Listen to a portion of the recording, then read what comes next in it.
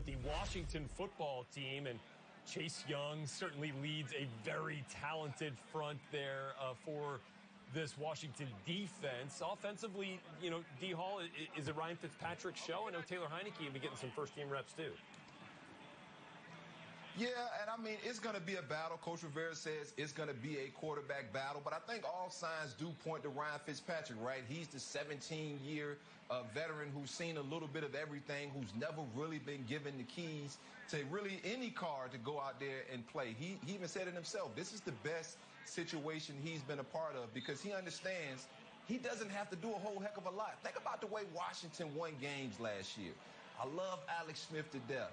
But he didn't push the ball down the field at all. It was a lot of throws around the line of scrimmage, throws to his playmakers, and those guys made plays. And the defense, for that matter, they made plays. And so you plug and play a guy like Ryan Fitzpatrick who wants to push the ball down the football field. It was times calling these games that I was screaming for Terry McLaurin to get the football because he was open. And I know, you know, you always got to go to your guys who make you plays. And to me, Terry is one of those guys. When they get Samuels back out there, Humphreys in the slot, it's just a lot of playmakers on this offense that Scott Turner has to find a way to get them the football.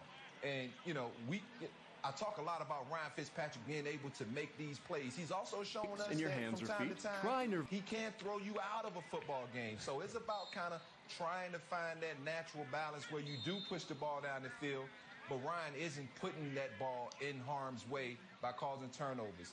You know, we know what this defense is going to be. They're going to be a force to be reckoned with, and it all is going to start up front. Those guys have to get even more pressure than they did last year. They have to be the reason this Washington football team wins games from time to time. D-Hall, right there with you about the defense. I've been saying all after the offseason additions of William Jackson and free agency, I thought was an underrated great signing, the corner there from Cincinnati. And then also the drafting of Jamin Davis in the first round, the linebacker from Kentucky, who I think can be the defensive rookie of the year, filling in the same way Luke Kuechly did in Ron Rivera's defense in Carolina and Thomas Davis in Carolina. This guy is going to be able to just run the field, use his explosiveness, and clean up plays because we know how reckless that front four is going to be. So I think they could have the #1 defense in the NFL. They're right there at the top last year, but I think they could have the best defense in the NFL.